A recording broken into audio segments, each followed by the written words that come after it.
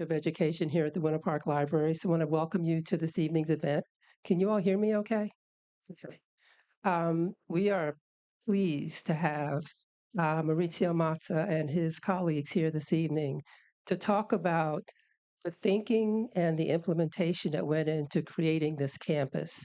It is the library, and next door is the event center, and then the porte cochere out front. They're considered three separate pieces, and he'll tell you more about that. But we've been trying to do this since we moved in and got settled. And then Helene took care of one, or was it Milton? One of them took care of the previous event scheduled. And so we were able to get it rescheduled for tonight. So I'm going to bring Maurizio up to begin, and you call me back up when you need me. Let's welcome them, please. Thank you, Dr. Edwards. Thank you, thank you. Can you all hear me okay? Can you hear me? No? Wait, now? I think you were on before. Is it working? Okay, great. I'm not used to all this technology. Anyway, thank you so much for coming out here today. We're uh, honored and very excited about talking about the Winter Park Library and Event Center, a project that is very dear to us. And we put a lot of effort, you'll see. With me, I want to introduce Evan Hussey. Evan was in charge of construction administration, and during the slide presentation, you'll see exactly what he did. Basically, he made sure that the design documents were implemented correctly during construction. And Jose Rivera Colon, he was the project architect for the project, and he'll explain some of the things that he did. He's a musician in terms of 3D modeling, and that's how we do our construction documents now. We'll explain in a little while. Um, this is a project that actually started way before we were engaged in this project. The city had a task force and a group of consultants that studied the location for the new library in order to replace the old library. They also studied the requirements for the library and the event center. Um, and then after they had that study done, they put out what they call an RFP, a request for proposals that uh, we responded to with our own proposal. As it turns out, it was a pretty short period of time by the time we decided to submit until they reviewed the proposals and they shortlisted. Um, the way it happened was one of our consultants asked us if we'd be interested in submitting for the Winter Park Library, and we said, well, we haven't really been following the project. And then she said, well, what would you say if Ajay Associates uh, is interested in teaming up with you? And we said, okay, if that's the case, absolutely. So everything came together pretty quickly. We submitted, we interviewed for the project, and we won the project, fortunately. Um, Let me kind of go through. We have a lot of slides, but I wanted to take a quick poll before I start and find out how many people here are in the design construction field. Uh, okay, design, good. How many people are Winter Park residents? Almost everyone. Okay, good. Just want to gauge how much into detail we want to go technically. We don't want to get too technical. So let's start. Um, going to introduce the team. Then we're going to talk about architectural references. We're going to share with you the way we work, our design process. Um, then we're going to talk about what we do before construction. and during construction, and then we're going to talk about the final design. Uh, it takes a lot of people to put together a project of this magnitude. We are HuntonBrady Architects. We're the local architects. We'll tell you a little bit more about us in a minute. IJ Associates, they were the design architects. In other words, they designed the project. They had control over all of the design. We're the ones that produced the construction documents, and we signed and sealed the documents that were used for construction.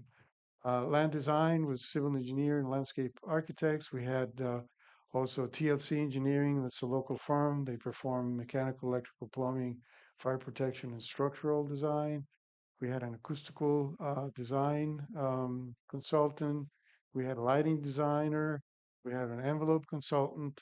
You just asked, but envelope, uh, it's even though it looks like a simple structure, it's actually a quite complex structure. So we felt we needed a very watertight and well insulated, well built skin envelope. So that's how they came about. We also had kitchen design and signage consult. Um, the design team was not the only team. We had all of the city involved as well, from the city manager through Parks and Recreation, Public Works, Building Department, Fire Department. Um, and I have to say that it was a pleasure working with the city and all of the stakeholders during the design process. It we had, like I said, it's a complex building, but everything ran very smoothly. Uh, the city had hired Pizzuti Solutions as an owner's representative, and we worked with them as well. And then lastly, Bradley and Gorey, they have an office across the street. They were the construction managers.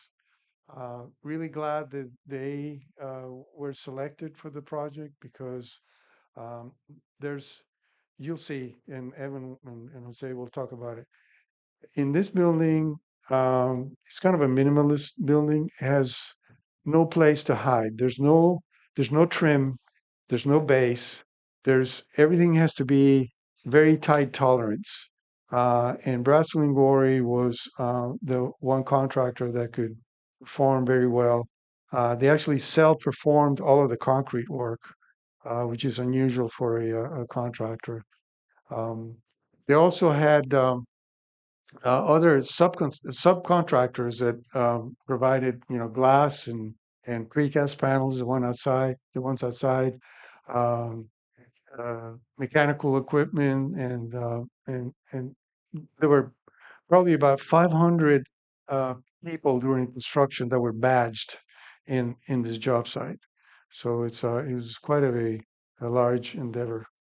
In terms of stakeholders and folks that contributed, whether they contributed to funding or to promote the project, of course, the City of Winter Park, the Winter Park Library, the Event Center, Edith Bush Foundation, they donated to uh, build the space where we're in uh, tonight. Advent Health, they have a space upstairs.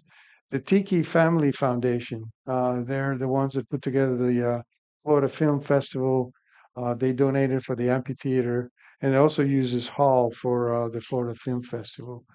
Um, the Winter Park CRA, and as well as Orange County. So this picture was taken in 2019, I believe. We were just coming out of the presentation to the city, so we said, well, we don't know whether we got the job or not, but well, let's take a selfie here, and that's what we looked like back then. Um, David Ajay is to the right of me, and Russell Crater, also with Ajay's on the far left. He was a project manager for IJ, and the rest is the rest of the team that interviewed. These are the folks that are here today. There were the sort of the core team. And why don't you guys introduce yourselves and tell us a little bit about your role in the project? Can you guys hear me? Yes. So my name is Jose Rivera Colon. I was a project architect and also like the model manager for this project. So I was in charge of modeling the entire campus and producing not only the construction documents but all the drawings for the different phases. And after the construction, then Evan kind of took care of the project. Yeah, Evan Hussey. I basically, as soon as the drawings are completed and we go into construction, I'm the main point of contact. So everything goes through me, and I make sure that the contractor is getting all the answers they need in a timely manner. Um, and I do a lot of site visits, a lot of coordination, oversee mock-ups and things like that. So it's a very exciting. Every day is something different, so it's a pretty neat job. Well put. All right. So this is how we were organized. Of course, Winter Park Library was at the center of the team. We had IJ on one side as design architects. We were on the other side as architects of record, and all of our consultants uh, providing support as well. Um, this is how we divided the work between us and Ajay. We're on the what we call production side. We're developing construction documents while Ajay and his team were designing it. And also we had to interface with the community, with the city of Winter Park, the commission, even the commissioners were quite involved during the entire design process, as well as all the regulatory agencies. I'm sorry, I pushed the wrong button. Uh, so a little bit about Ajay. Well, why were they interested in this project? Well, several reasons. They were, even though they're a larger firm, they do very big projects. They have a sort of a soft spot in their heart for small libraries, and they've done them all over the U.S. A little bit about Ajay. They have an office in Ghana. They have an office in London and one in New York. We were working with the New York office. They had just finished the National Museum of African American History and Culture in Washington. Um, the one of the reasons they were interested in this project was the social element, the location of the library. They felt like they could really contribute, and it was very exciting for them to do. This is some of the images of some of the libraries that they've done. And as you can see, they're not huge, but they're very well executed and detailed. Uh, Us on the other side, we're a old established firm. We started in 1947. Believe it or not, I wasn't there at that time. Uh, but it kind of progressed. It went from a single proprietorship to I think we're about 107 today uh, over the years. These are some of the projects that we've done around town. The Truist Tower building, some work for Tavistock in the middle, and Innovation Tower for Advent Health, as well as some higher education projects throughout the state and a lot of commercial. That's a Spirit headquarters in Fort Lauderdale. Also do a lot of work at Lake Nona. This is the College of Medicine that we did a few years ago. Now we have a College of Nursing under construction. All right, so let's talk about this project. As I mentioned, um, the site was very intriguing for all of us. Martin Luther King Park. As it turns out, uh, we didn't know until we started researching a little bit about the site. The corner of Morse and Mills was actually the main entrance to Winter Park at one time before Fairbanks and all the other roads were built. So this is another opportunity to revitalize, re-energize that other side of Morse and perhaps create a um, a secondary main street. Obviously, Park Avenue is the main street that everybody recognizes, but I think the library will start now activating this whole corridor, so there'll be a main and a main at some point over the years. Um, we before we started even drawing anything, we wanted to do research on Winter Park. I'm a resident of Winter Park, so I was quite familiar, but actually I learned quite a bit just doing research. Ajay wanted to kind of dive into it a little bit more. So we looked at Rollins, we looked at Park Avenue, we looked at the beautiful vegetation that we have, that we're blessed to have here in Winter Park.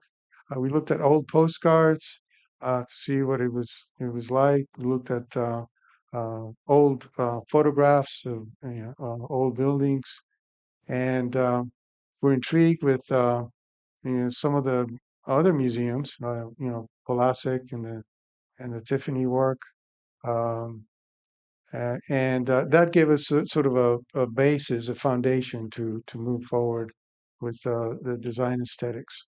A little bit about design process. It was very interactive and inclusive. This, for example, is a town hall meeting. We had, I forget, probably about 300 people attend. And what we did is we divided the group in different tables, and we discussed different aspects of interest for the community. So, for example, we had groups that were interested in technology, groups that were interested in landscape and the environment, groups that were interested in the library itself or the event center. We talked to young and old. We took notes and we documented all of the what we call design drivers. We refer to these notes throughout the design process to make sure that we're following what the community told us they were interested in. Um, So this we had a whole list, a very long list of design drivers, but these are some of the more salient ones. It needed to be a civic and cultural campus for the community. Um, it was also needed to cater to all generations, the young and the old, to make it relevant.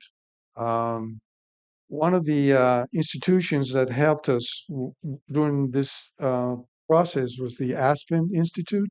They were very interested in following this project because libraries are undergoing a shift from, the old sort of the old book-based library to more of a place to collaborate and socialize and learn with other means other than books. Obviously, we're not going to drop the books, but we have all sorts of other media that it could be used for instruction. Also, in this case, having a event center component, now it becomes more of just a library. It becomes more than just an event center. It could be almost like a modern agora, a cultural hub, um, and that excited us.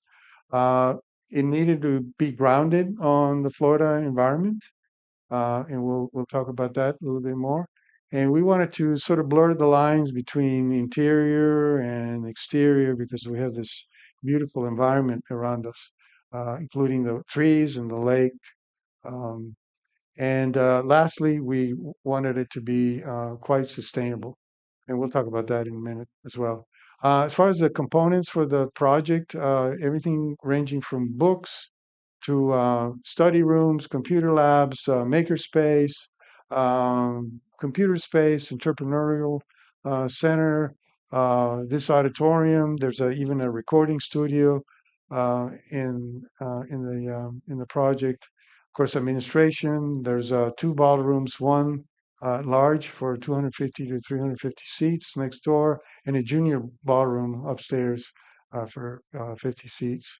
Um, and then kind of a latecomer, was a rooftop cafe on top of the event center. The way that happened is um, Orange County, through their tourist development tax initiative, um, uh, liked what Winter Park was doing, and they ended up allocating $6 million on top of our funds uh, to um, to add the rooftop cafe. These are some statistics, square footages. The total square footage is 55,000 square feet. Construction cost back then was 33 million. Project cost was 41.7. I have to say that if if this building were to be built today, the cost would probably you could add another 35% to the 33 million. That's how much escalation we have experienced in in the last few years. The duration, somebody asked me about how long it took. It took 28 months for design. Usually doesn't take that long, but we had some pauses. One of them was because of waiting and redesigning a few things after the rooftop cafe was added to the project. And so the total duration was 52 months. Uh, to our calculations, we think that we used about 60 different design professionals, architects, engineers, consultants, and as I mentioned earlier, probably about 500 badged construction personnel. Now we're going to shift over to what is it that we did uh, to to create the construction documents. So the first thing we do is we basically the project is a puzzle if you liken it to a puzzle, but before we solve the puzzle we need to in this case create the pieces of the puzzle. So that's what we're doing here. We're figuring out the mix of core library services, meaning stacks and books, to administration, the history center, material handling, patron services, and so forth, as well as, of course, the event center with the assembly. How we do that? No, this is you can't read this, but we very meticulously analyze each individual space that needs to go in the project. Make sure it's a right size. We don't want to oversize it or undersize it. We want it to be as efficient as possible because even though 33 million seemed like a adequate funding, we needed to be very frugal in in allocating space. We looked at every single space in a generic form like this, and just to make sure that everything was the right square footage, whether it was stacks or conference rooms or um, any other room. Um, and this is just to start, but obviously once we start solving the puzzle, then all of these shapes will be molded in different ways. So they're not going to end up all being squares like we're showing. So I want to skip through these. So we also looked at how do we interconnect all these components? It's like having a circuit board. Uh, and this is what we're doing here. So, bottle room needs to be close to the kitchen. The kitchen needs to be close to a dumbwaiter that is going to supply food upstairs to the cafe and things like that. Um, we did this for the entire building as well as each individual department. And uh, let's see. Here, on top of everything, we also need to meet code, whether it's zoning code or building code, fire codes. So this is a whole laundry list of things that we need to be concerned about in designing the building.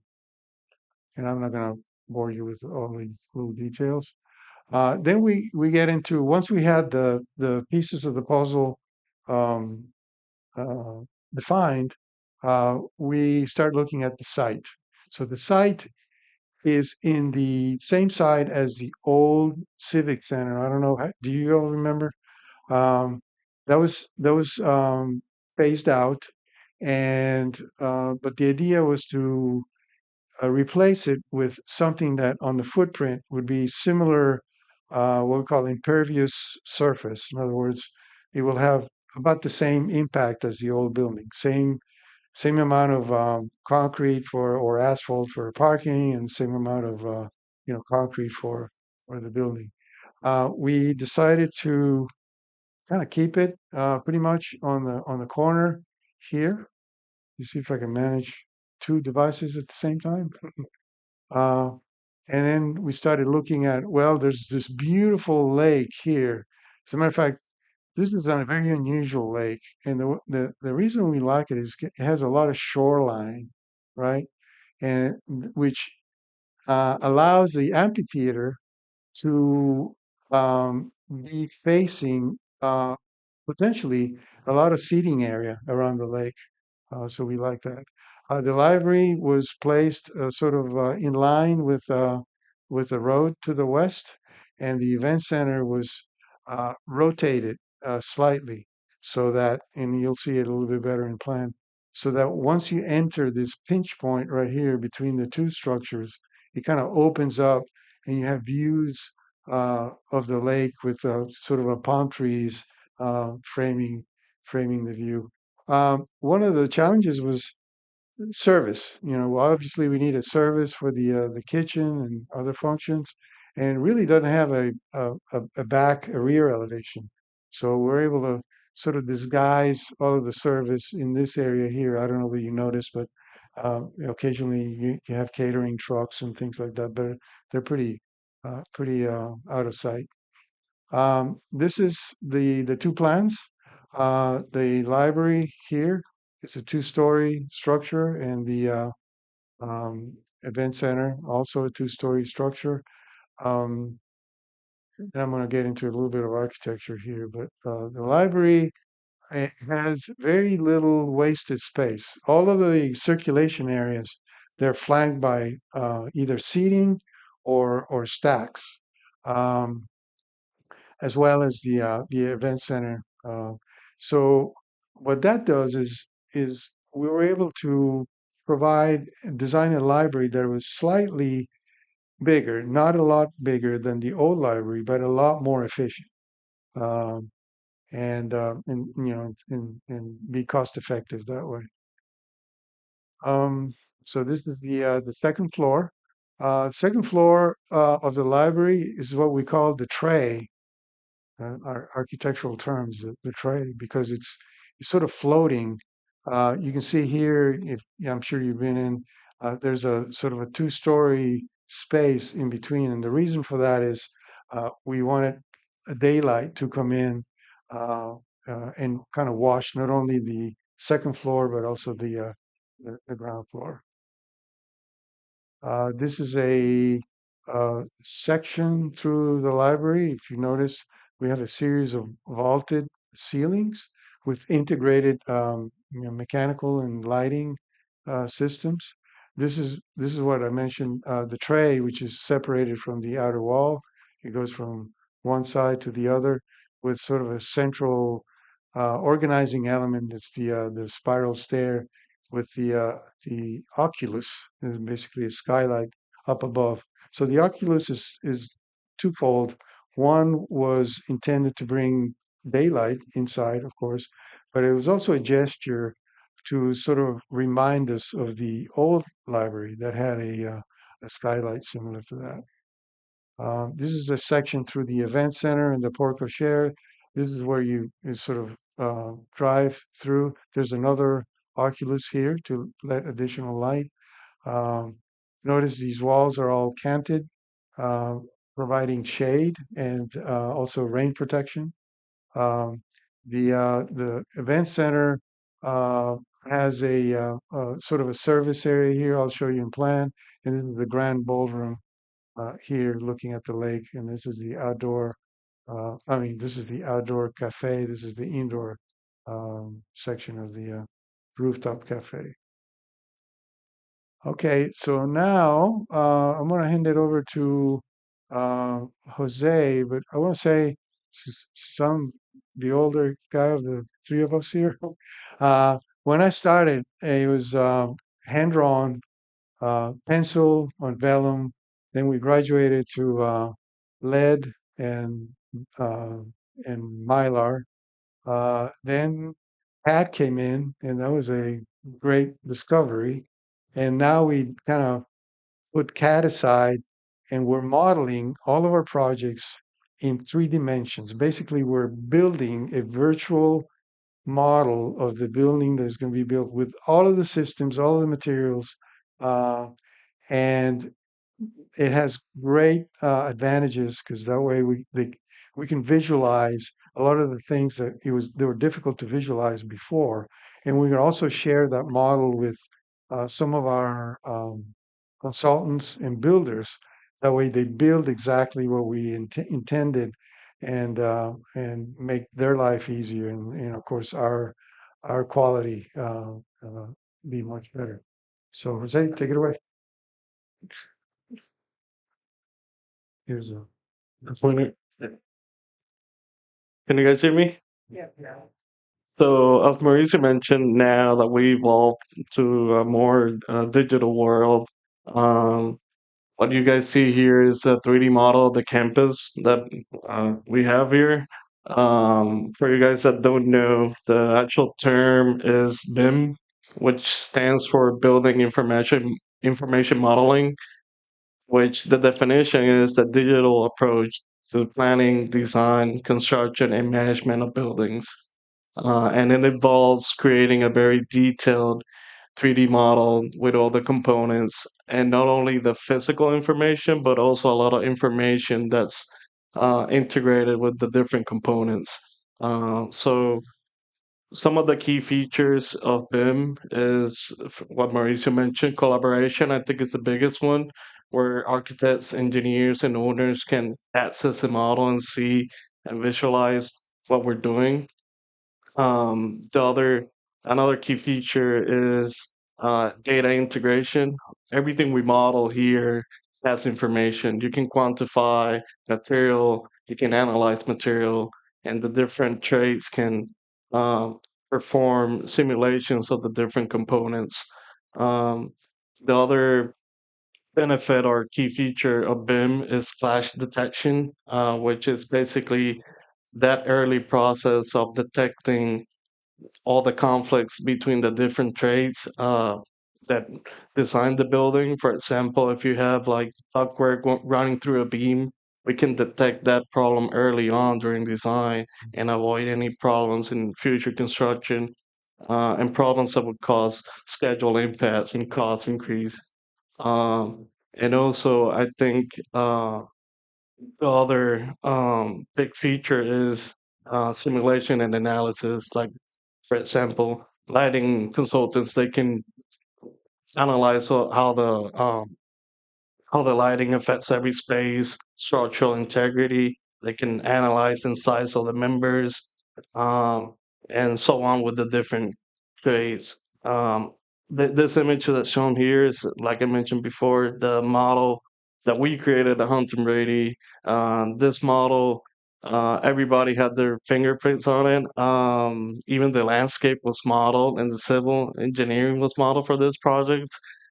Structural mechanical, electrical, plumbing engineering also model their components. And this model served as a base for the construction documents to get a permit to build this facility. Um, and this model was also used as a base for the contractor for estimating and creating the fabrication drawings to build the facility. Um, this image here is 3D model that the contractor created for us, where they show how the envelope, the precast panels with the different colors, and the different components, like the glazing and how they interact and all their connections. And we basically overlaid all this stuff with our models because we wanted project to be this project with the complexity of its envelope, we needed to be like almost perfect. So the tolerances were almost a none, and everyone can talk about that later. But it needed to be really, really, really precise. So we for this project was a little bit different.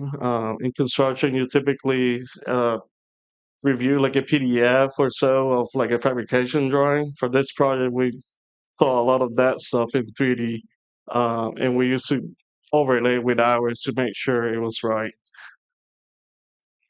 Um, this is a cool image of the structure of the building. Right now, you guys don't see any columns or beams uh, hanging out there, but this is a very complex structure. We used to call it the bird cage. Um, and it needed to be like very, very accurate because we have some compound curves on the facade. So all those switching panels and angle glass. So we needed to be very, very precise. And without him, it would be like very difficult to kind of coordinate all that stuff. And not only that, but we also like this space here. We have the lake, so we have a basement, the foundations, and all those components how they interact. Um, BIM was also used not only for the complex exterior, but also for the interior components. Like we have very complex shapes, like for the curved stairs, the vaulted ceilings. Uh, During design, we had a lot of input from the contractor early on, and we had a lot of meetings to discuss, hey, how we're gonna build all this stuff. So our model, we took all that information and we tried to produce the most accurate model. And they, like I mentioned earlier, they use our model as a base for the fabrication drawings and for all the analysis that they needed to do to make sure that that it will that the stairs and the building were going to work structurally. Um, BIM also helps a lot during construction. There's always questions about how to build stuff, how things come together. And for this project where we had very complex geometries, um, contractors sometimes had a difficult time trying to understand how things were coming together, how to build stuff, or just understand the geometry itself. So with BIM, it was possible to um, figure out ways to build and frame, like for example, the event center. You guys will see a picture later on how that framing turned out, but without BIM, it will be like very difficult to visualize and kind of show and present like, hey, these are our ideas. Like we will build it this way. Um, um, these are some images that show what I mentioned earlier about class detection. It's not only how um, creating forms and see how they interact, but also the systems, how the systems are integrated to the architecture. Um, so here you see how some ductwork were going through beams or piping going through beams and finishes, and we caught all those problems early on and like solved all those problems before construction started. And not only like architectural stuff and systems, but also we have BIM models that had the counts of the book collections of the library. We had modeled all the shelving units that you see in corridors or the niches. So every time we adjusted a niche because we had to conceal a column or something, all the information updated about how many books we had. So every time we made a plan change, we went back to this model, we adjusted the shelving, and we always make sure that we had all the capacity that the library needed. And I know we have more than the capacity Mhm. of the previous library, but even this information was useful with BIM, and it was just a matter of seconds after you set up the framework.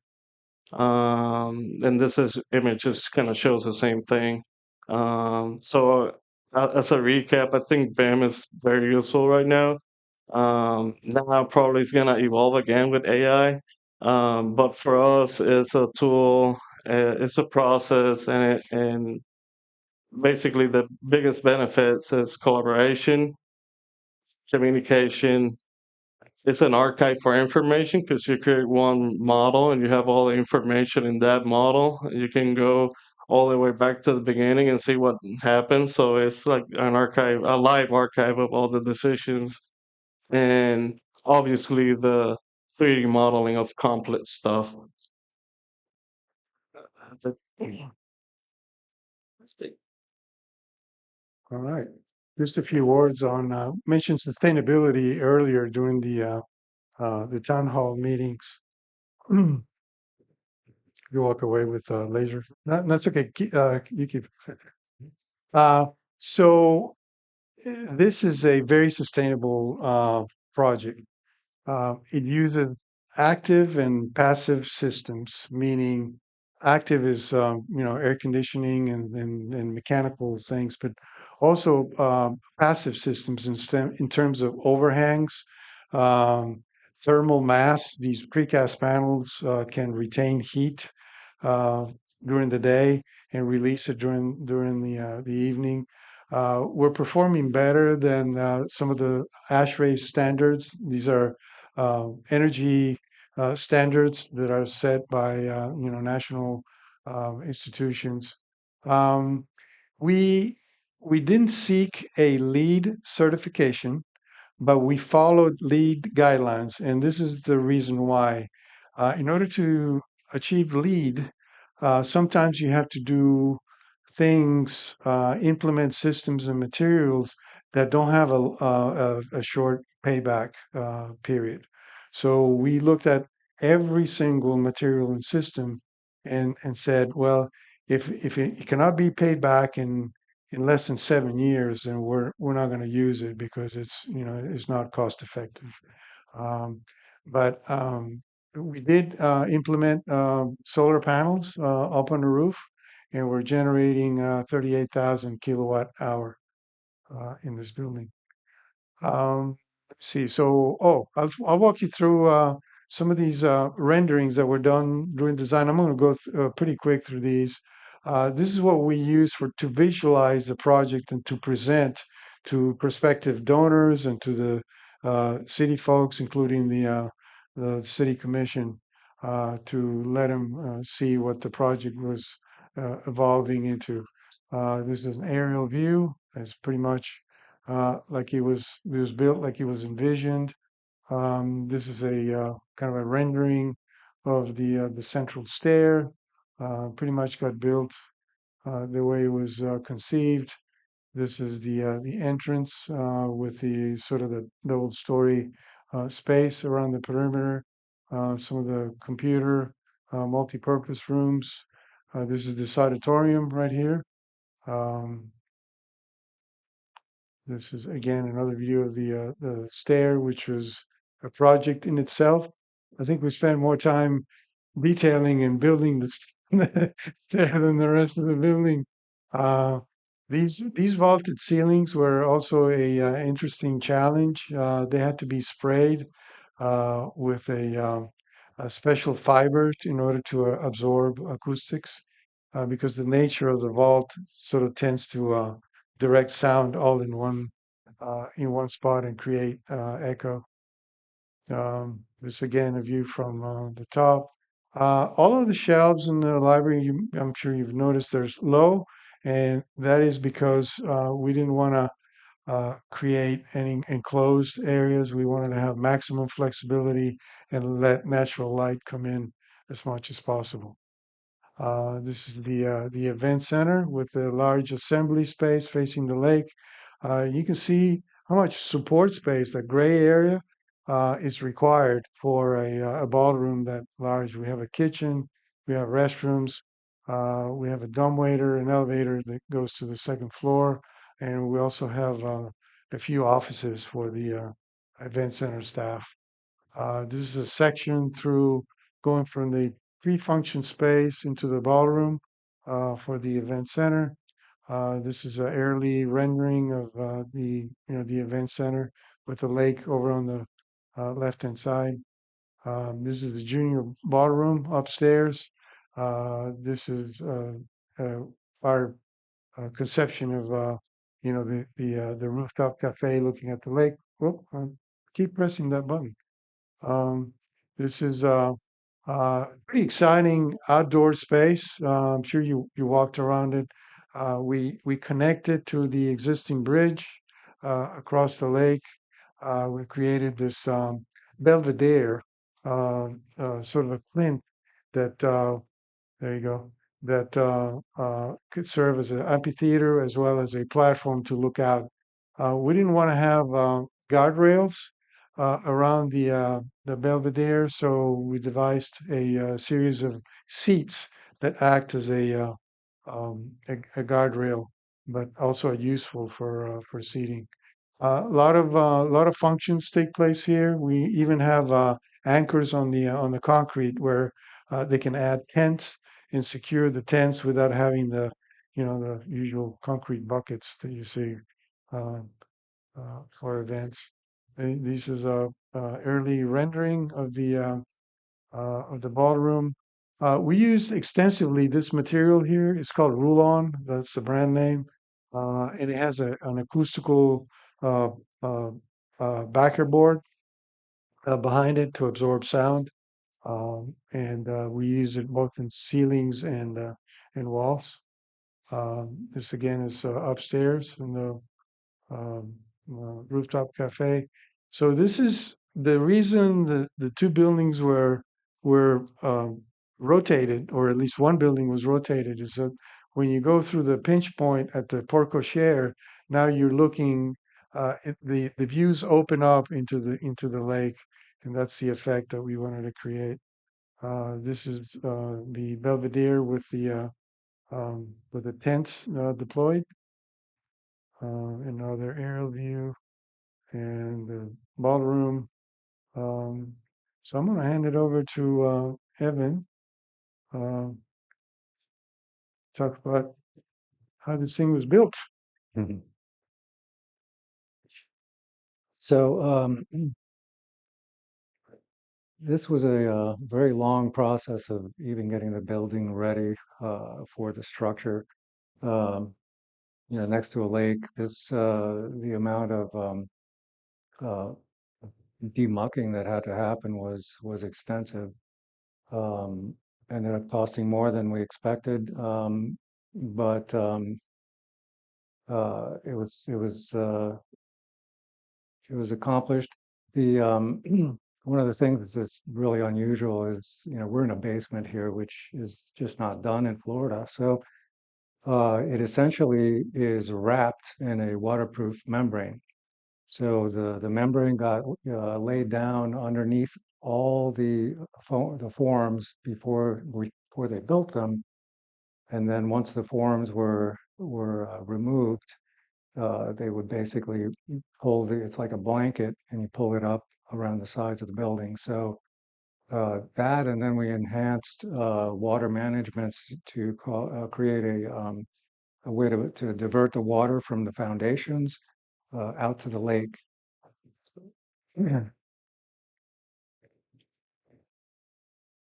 There's the where we are, the auditorium. We had to pump water for a very long time to stay up with be able to build everything. And here's the waterproofing I was talking about. It's a pretty amazing system. These are cast in place walls that you'll see around the perimeter. Um, you know, we were not looking for perfection. Ajay was very interested in texture. If you look around, you see so much texture between the wall panels, the texture on these walls, um, the sauna spray on the barrels. Everything it's all about texture and organic nature. Um, and so. Uh, when we did these, it was whatever, comes out in the casting, it was going to be acceptable. Interesting, there's a layer, you can't see it, but of foam there to create a thermal barrier, because you wouldn't want to just have the concrete with no insulation. Here's a pouring these panels here, very meticulous work. Part of the process was creating models and mock-ups of the different components. This was to show how the precast concrete panels were going to integrate with the curtain wall system. This, I don't know if you noticed, but anyway, the curtain wall system is installed in a very unconventional way. It's actually reversed from what we normally do. Usually, you have the glass on the outside, so we took it and turned it this way because again, it was about texture and volumes, and he wanted to see that definition of the mullions. And then this was a mock-up of the benches that you see that as Mauricio said, act as a guardrail where we have a big drop off. We had to incorporate lighting cast into them, and it's pretty well executed. There you see the frame again, the steel structure. The only thing that you see now is these columns inside the windows. uh, Two-story.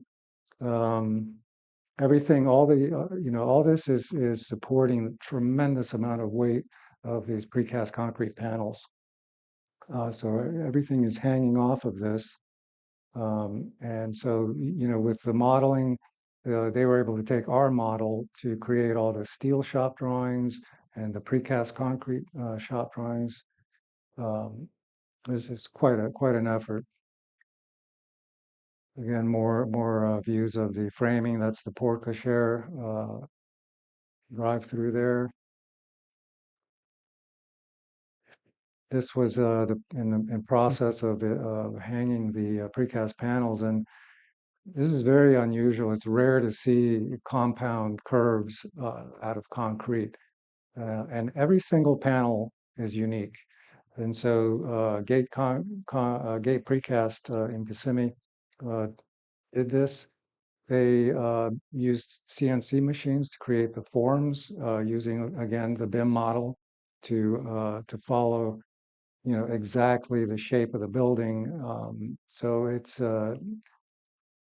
very sculptural for concrete, and getting the color was very tricky. Again, doing mock-ups, going down, and getting the color balanced just the way we wanted it was another big challenge. This, as Jose was saying before, was an example of how we framed the vaulted ceilings. The one on the bottom is the event center. Um, they really were having a hard time, the framers, figuring out how to get this very smooth curve. And so they just kind of threw their hands up, and finally, Jose did this very detailed dimensional drawing with dozens and dozens of points that they were able to hang this grid from, and they pulled it off. It was amazing. The one above is the porte cochere. It was actually prefabricated in a shop. All that metal framing uh, was was all pre-made, shipped to the site, and fit everything in. It was very interesting. The bottom was done by hand, and the upper one was prefabricated.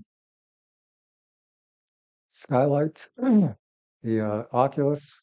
Again, the drywall work. It's very, you walk by and you may not think twice, but the amount of effort that it took to get this curvature to look so smooth. The walls around the perimeter, yeah, they also have to follow the shape of the concrete panels. So and this is all done with flat, gypboard, and they just forced it into the curves. So it was pretty fascinating, amazing to watch them put it all together. The barrel vaults and these, what's like that? The wall panels, those purple panels, those are actually MDF panels, and they're the fibers are dyed prior to fabrication, so they basically have this mush of fibers that are dyed, and then they compress and create the MDF. So the color goes through the panels. So you could actually do three-dimensional shapes with the color showing throughout the material. Um, we went through quite a process figuring out an acceptable texture for this sauna spray. It's a very difficult thing to control. And we did many mock-ups. And in the end, they did a beautiful job making this look nice and balanced. If you notice again, we integrated lighting and HVAC at the bottom of the barrels, so everything is very seamless and integrated. Again, the auditorium here, they went through with bush hammers to get this nice extreme texture on the walls, and it also helps with acoustics. The spiral stairs was like Mauricio said, a project in itself. Um, these were made in South Carolina.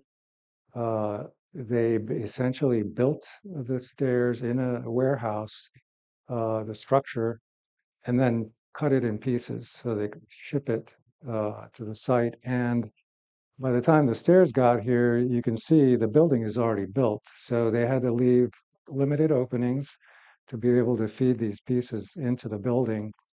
And you can imagine the weight of these pieces. It's pretty amazing.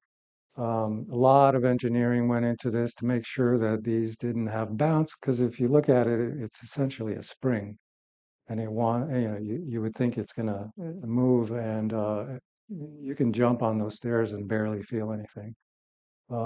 Again, if you look at the side panels, these are 3/8 inch steel that were machine rolled, like almost like a boat. Um, and of course, things weren't perfect when they got here, and the fitting and trimming was a very, very tedious process. Uh, the details, including the handrails, if you've noticed, have little light uh, pucks on the handles because we had to meet the code required light levels on the steps. Um, it's just feeding all that through the steel and getting everything to look balanced was quite an effort, and Brassfield did a great job pulling it off. All right. See, thanks, Evan. Hmm. So in the interest of time, I'm going to go pretty quick here. Um, you've seen the final product. We're just going to show pretty pictures now. I mean, Winter Park ended up with a very functional library, but on top of that, I think it's become also an icon for the community. Um, it has helped membership for one thing. It's also has become a destination for architectural fans. That come and visit, and an example, a reference for other libraries in the U.S. and the world. So I'm going to leave with these professional photos.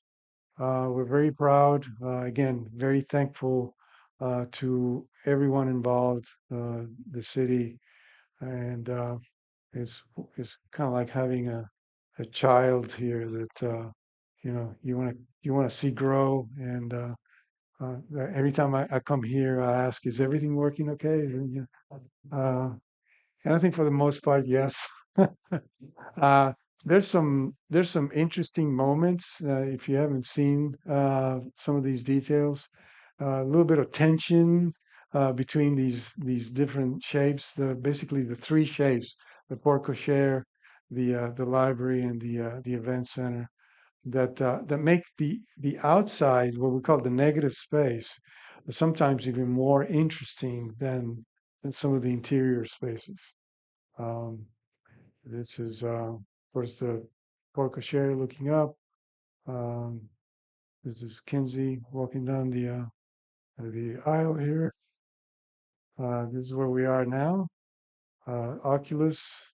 As Evan was saying, there was interest in showing natural materials in their natural form with some imperfections. That's why, the concrete is by nature is not a perfect material. So here we are highlighting, what the concrete looks like. Steel. Actually, they did a very, very nice job with the steel, but again, it was quite a bit of effort to get it to where it is. Lots of events, including a family friend of ours getting married here. And with that, I'm going to leave it to any questions, comments that you may have. We still have a few minutes. Yes, ma'am. Can you talk to us a little bit about your vision for the shape? Hmm. That's right. Hey, thanks for bringing that up. I meant to address that. So when we did research early on, even before we started programming, we were drawn by the Florida fauna, the landscape. So the shape is symbolic of trees, and uh, I don't have the Yeah, pointer, but the the point. scalloping in the precast panels that you see on the precast panels are reminiscent of palm fronds. Um, so that was it's basically having a forest of trees or a clump of three trees all together, kind of working in harmony and creating this kind of a wonderful civic space. Thanks for the question. I meant to comment on that earlier. Yeah, similar question. This sketch here, Mhm. did Ajay do this, or did you do that, or did you talk together, talk Um, about that? well, the design is Ajay's. So he conceived the forms and everything else. Actually, he had done another sketch. Um, Turns out that for this purpose, I did the sketch, but it's basically his design. Yep. Two questions. In terms of the vaulted ceilings, you'd mentioned how that was kind of tricky with the sound, and then you Mhm. had to put that texture Yes. on that. What was the rationale for the vaulted ceilings then? Uh, Again, it was sort of uh, walking into a form that worked with the exterior, both in the library and the event center. So sort of the growing form in the event center and a series of linear vaults in the library with everything integrated as Evan was mentioning. Nothing was left to chance. As you can see, everything lines up, everything squared off. Like I said, look around. There's no base, no corner beads, no corner guards. It was quite a coordination. And Effort. the barrels were kind of a harking back to Mediterranean architecture, right, with a lot of arches. Right. Isn't that part of the implementation? And also, like, if you see the balls, like, they connect with what's happening on the exterior. Like, you see the panels, all the jointing and the glass pattern, like, all of that is connected if you kind of connect all the lines. So it's all kind of connected. And I know the skylight was also like a feature to kind of honor the past library Yep. too. So it was kind of creating a ceiling for like different atmosphere for like a typical library. And like Mauricio said, it was kind of the ceiling was conceived by the exterior form. So I can't imagine like a different ceiling for these forms. So it's all kind of connected. Like if you see the portico share, like all the lines kind of connect into a smooth surface. So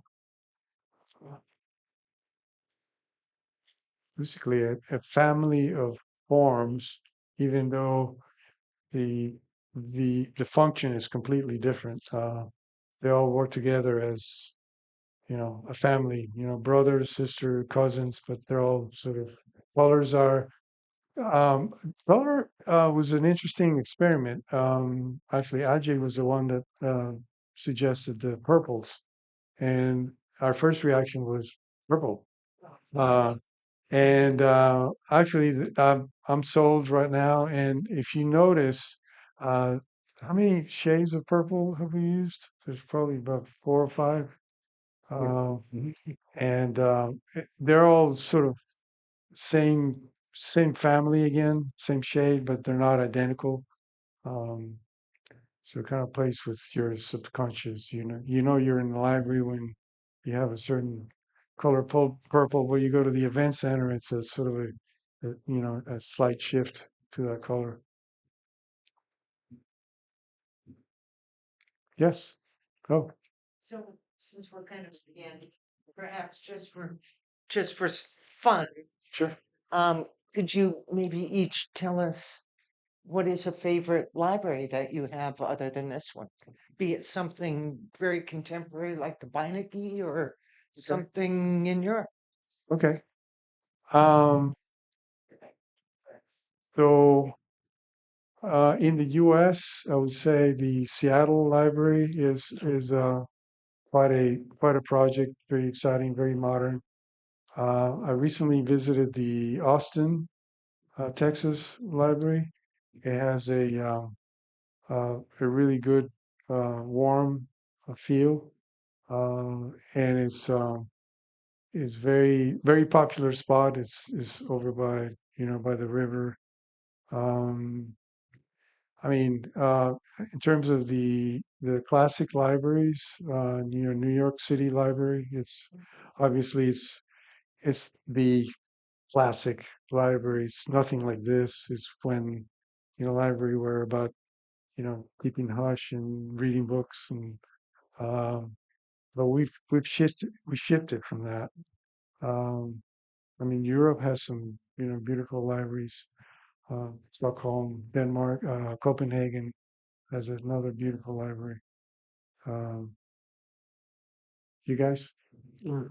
I was going to mention the Seattle Library Yeah. too. Not only the shape of that one, but the complexity of the program. They kind of have a lot of unusual spaces for libraries, like in the same building and close to each other. And I think even that this one is a lot smaller, but we have like a very diverse program here. Like Mauricio mentioned, it's not the classic library where you're like super quiet and everybody's with a book. This library, I come sometimes during the weekends with my daughter, and there's always activities and things happening. So it's pretty fluid and kind of diverse. For me, there was a beautiful library in Kansas City. It's more of a bit of a traditional, but again, it's about it's interesting how everyone has its unique feeling to it. Um, some are very casual and it's very interesting how they can all be so Mm. different. Do you have a favorite library? No. Oh, Walk in and out of a lot of libraries. I was a library rat as a child. oh, They were very important in my life. yeah. And we enjoyed this library so much. I've said many times that if, as a child, there was a library like this, I never would have gone home.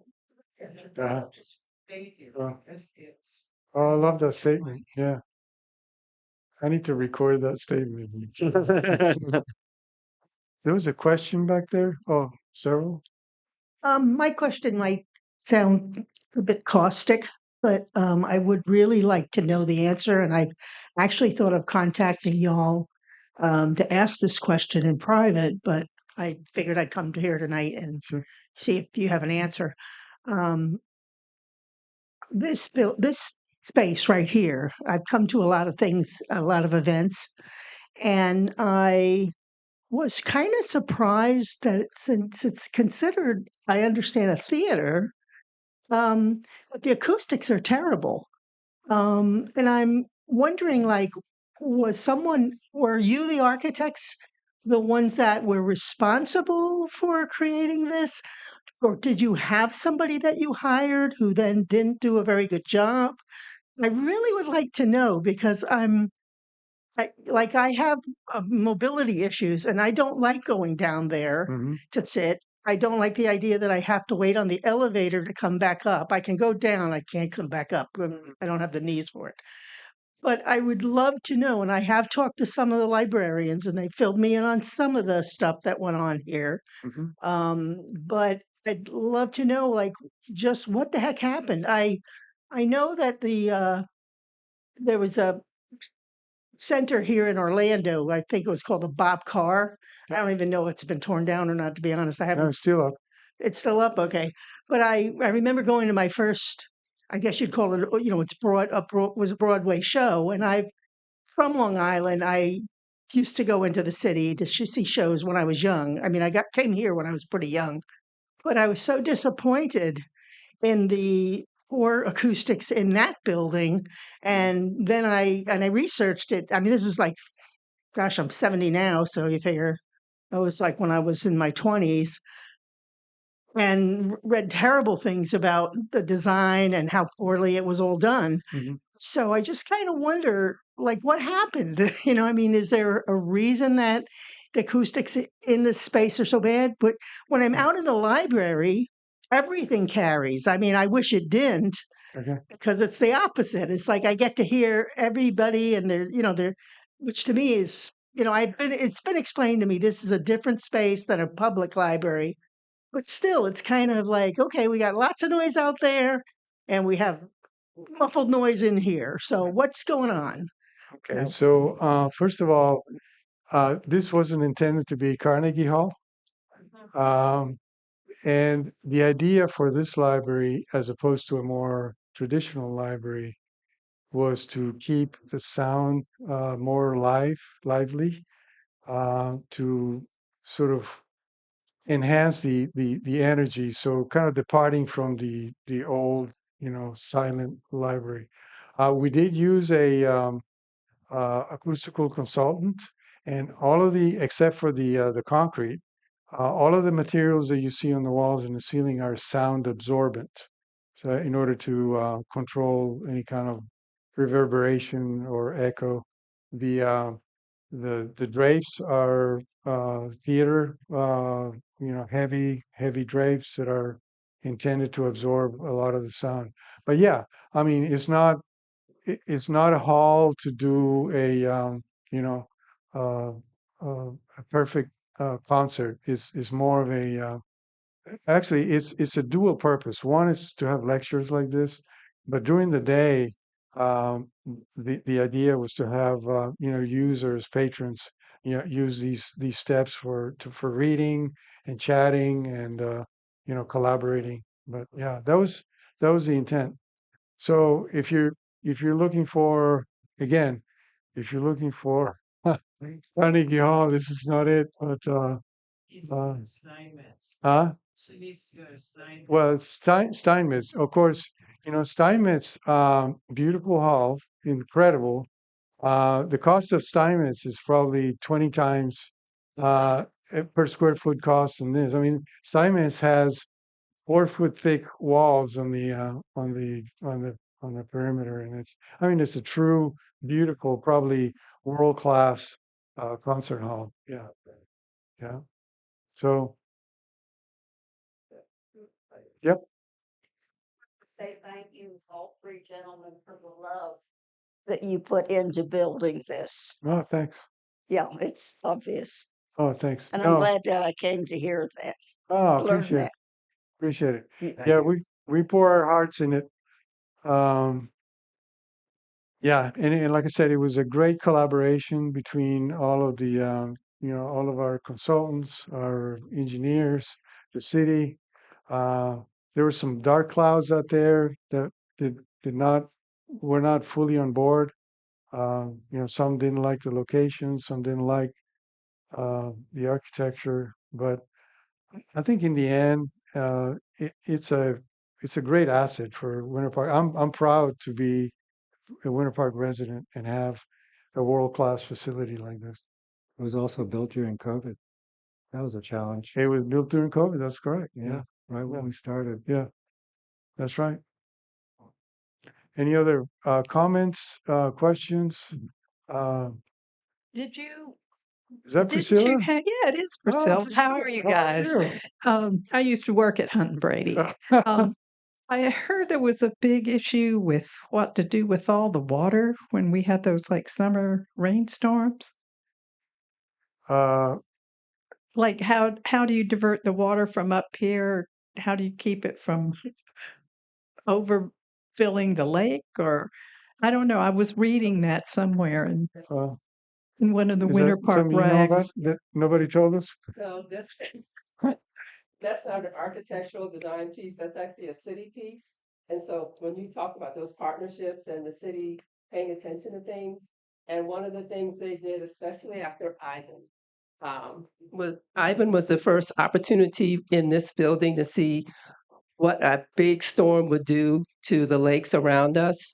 And so the city, after that, put in special drainage to move the water away so that, and also on Denning, because Denning was totally underwater, which affected us because that water came over this way and it filled the lakes around it and it came this way.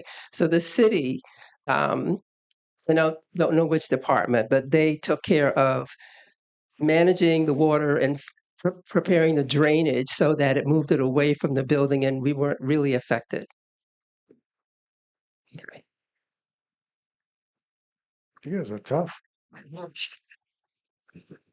So, so Yeah. let me add, how many folks used to use the old building? Okay.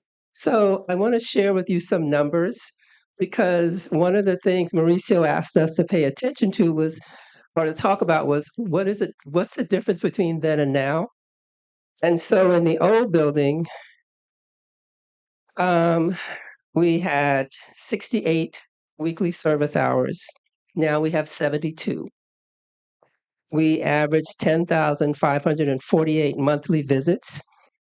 Now we average 14,200. We circulated about 417,000 items. Now we circulate 575,000. Our attendance for classes and events was right at 37,000. We are now at 68,000. And our Wi-Fi and computer usage, which if you ever used the computers in the old building, you know there were like 8. We have 15 in that lab.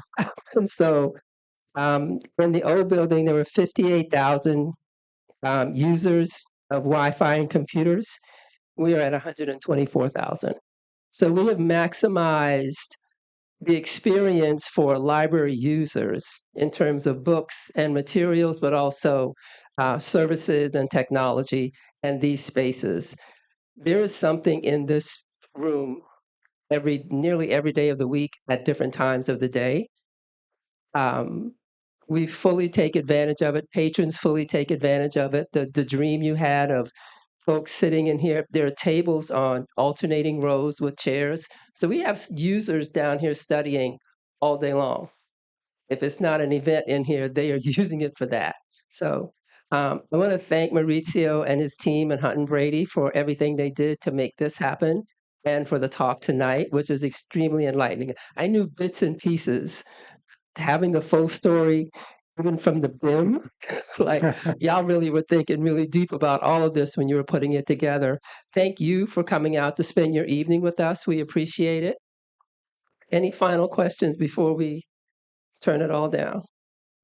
All right. Thank you so much. Please let's give them a hand. One more thing, as a parting gift, we brought some. Is a tradition in our office, and Priscilla knows about this. We do a holiday poster every year. We brought a few, and you're welcome to pick up one. I think they're in the are they in the white rolls, Kenzie? I have a bunch of Okay, okay. Well, thank you for coming. All right. them.